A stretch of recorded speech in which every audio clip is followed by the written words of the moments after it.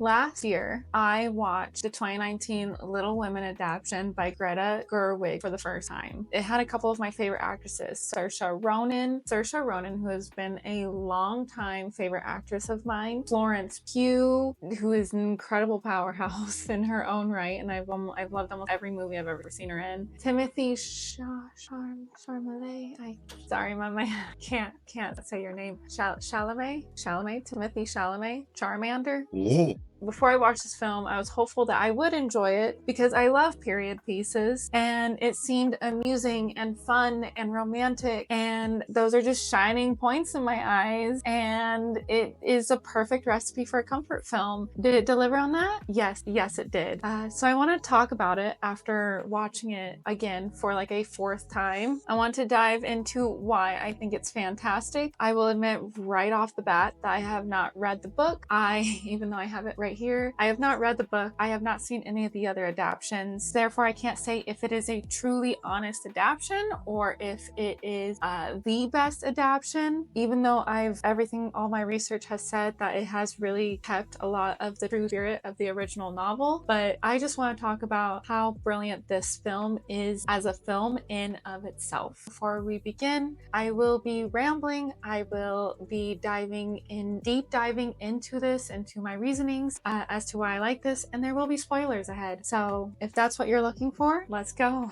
What is this film about? Conflict, characters, and the themes between. Little Women dives into the story of the four March sisters, Jo, Meg, Amy, and Beth, growing up in post-Civil War America, navigating love, ambition, and family. As we delve deeper into their lives, we explore identity, female independence, love, ambition, and sacrifice. Jo, who is our central protagonist, is the perfect representation as she struggles to be her true self while also trying to weave through societal expectations. At the core of this film are several conflicts that feel timeless despite this being a period drama. Jo's fight for independence, Amy's balance between love and practicality, Meg's struggle with materialism and love, and Beth's quiet strength as she fights a chronic terminal illness. Jo, our main protagonist, is played by Saoirse Ronan, and she is a force of nature in this film. Her wily personality, her vibrant youth, and her firm independence pushes the story forward, and in quite a few ways also motivates the other characters around her. But as she struggles with that independence, she is lonely. She misses her childhood. She misses her sisters. She misses her friendship with Laurie, and she begins to wonder about love when she meets Friedrich.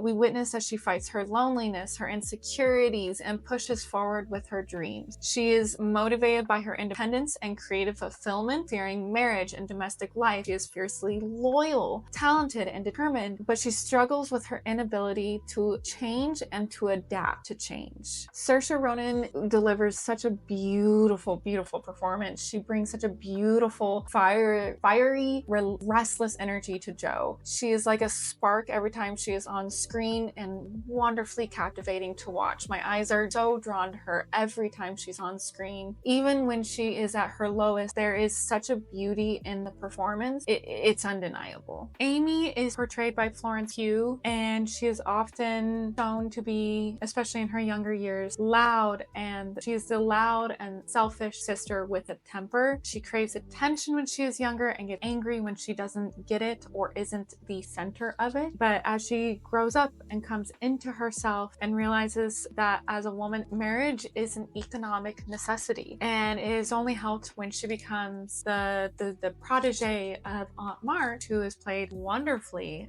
by Meryl Streep. Aunt March starts educating her in all of these facts and basically training her to be the perfect woman to attract proper suitor. She grows into a strict realist, but still has the faintest light dreams, such as true love. She wants to marry someone that she loves, even if it's practical.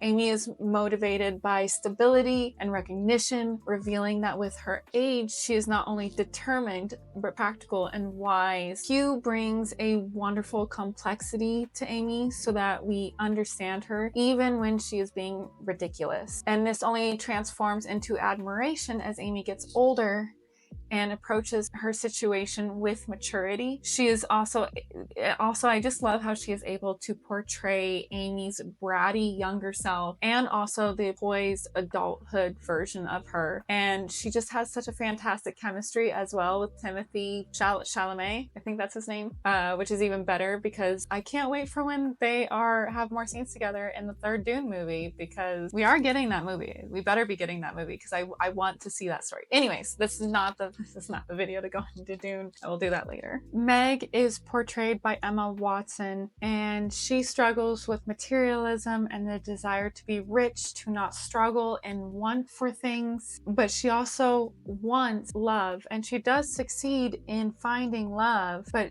with that love that she finds does not come wealth as well, and so she struggles to adapt to not being able to buy the prettiest dresses or get the finer materialistic type things that she so craves and desires to be pretty and beautiful. And this is something that we see throughout the film when, like, you know, when we're the first ball where Joe meets Laurie for the first time, Meg is wearing shoes that are too small for her because they're pretty and they're cute, and she ends up getting injured by them, but like she just likes being pretty and cute. We see her as vain when she is younger, but as she grows up and gets older, she realizes what really truly makes her happy in life. Meg is conventional in her motivations. She wants a comfortable life and a happy marriage. She has love and responsibility, and she's graceful, but struggles with materialism and vanity. Watson does a really good job of portraying Meg, bringing a lot of warmth and soft strength, despite the fact that the role requires less of an emotional impact than Ronan and Pugh do.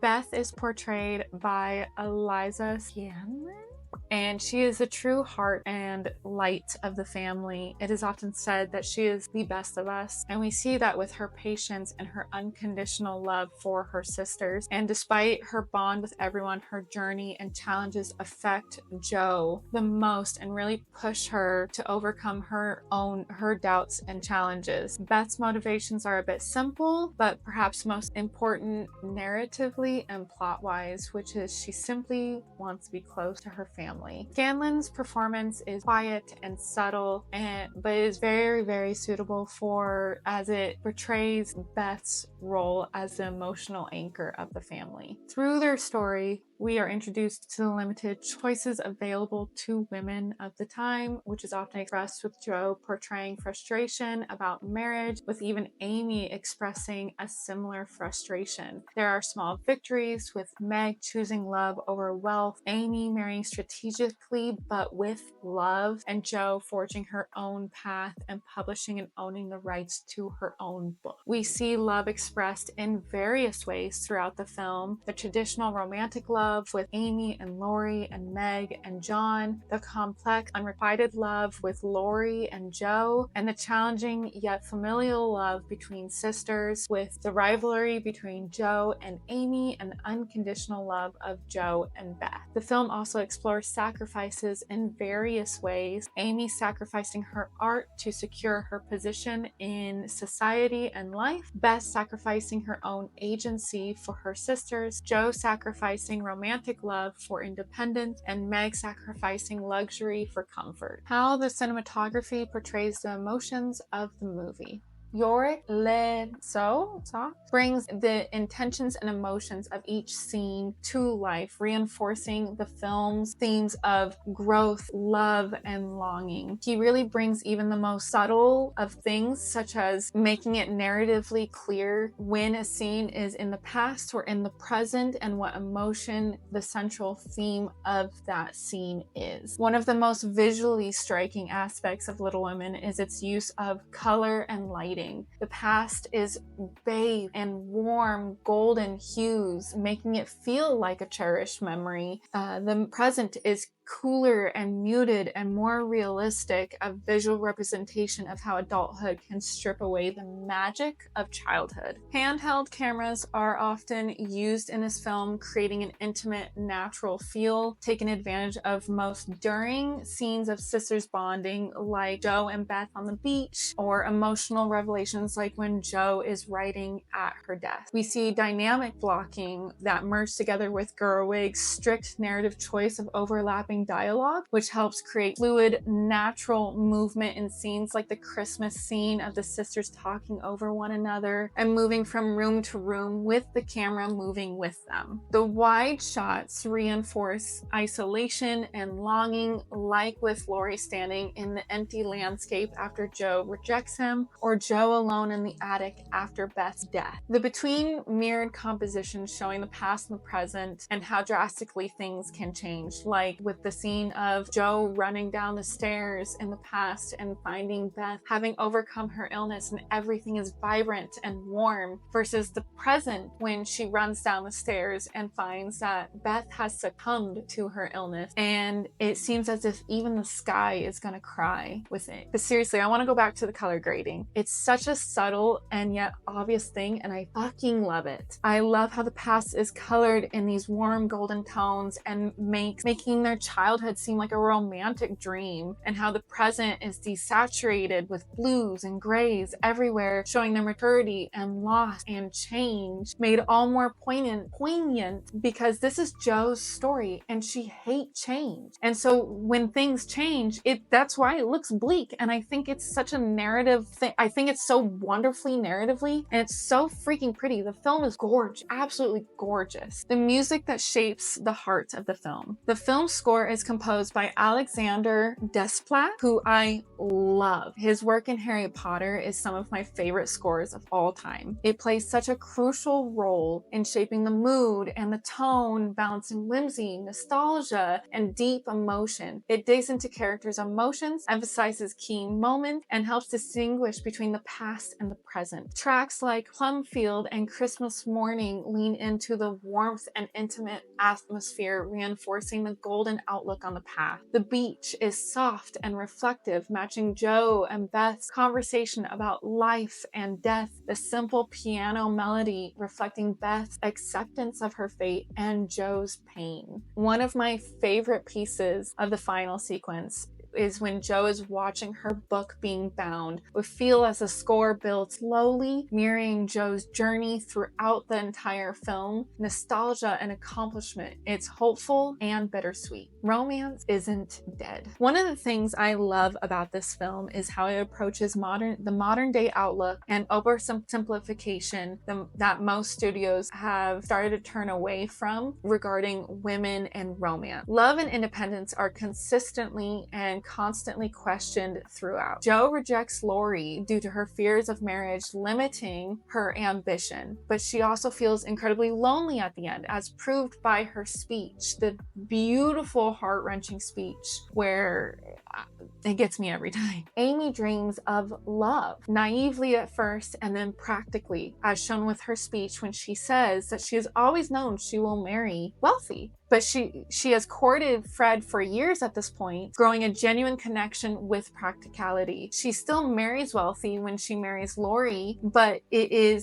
also has genuine true love within it. Meg marries for love. There isn't financial security with that love, and her materialistic self struggles with that, but she overcomes the desire for pretty dresses because she is with the man that she loves, and she has a family that loves her, and that fulfills her more than a sparkly dress. I can go into how the book mirrors Louisa May Alcott's original intent of questioning marriage, autonomy, and women's roles, how this approaches idealization of the past and childhood, and that clinging to the past prevents real growth. But honestly, I just love the fact that this film has romance. It has love, complicated, familial, sisterly love that's full of fire and sweetness, rage and happiness, and all of the twists and turns that come with that. The sweet building courtship between Meg and John, the long overdue true love between Amy and Laurie, the unrequited love between Laurie and Joe. They're all rich characters in their own right, and their romances and relationships bring out other nuances, and it's just such a beautiful array of love on screen that is so rare to see nowadays. Did this film succeed succeed in what it set out to do. Yes, Gerwig wanted to make Little Women feel modern and relevant while still honoring the heart of the original novel. It celebrated sisterhood, female ambition. It focused the story from a feminist lens, showing an ending that is up for interpretation regarding Jo. It brought fresh emotional resonance with its nonlinear timeline, making the childhood feel fleeting and a story of lived-in memories. The brilliant performance of Saoirse Ronan absolutely carries the film with her raw energy, vulnerability, and intelligence. Florence Pugh is layered, charismatic, bringing out sympathy and relatability to a character who could have easily just been childish. Laura Dern and Timothee bring layers and depth to their roles that could have been drastically underdeveloped with lesser actors. And god damn, the film is just so beautiful.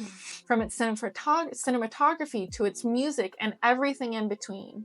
What did you think of Little Women? Is this your favorite adaptation if you have seen the others? And do you think it's a faithful adaptation from the book if you have read it? I hope that if you...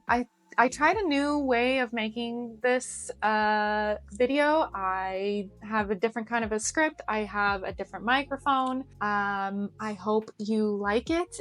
Let me know if you like this style of video. Anyways, if you enjoyed this, please leave a like. If you want to see more content like this, please subscribe. Until next time.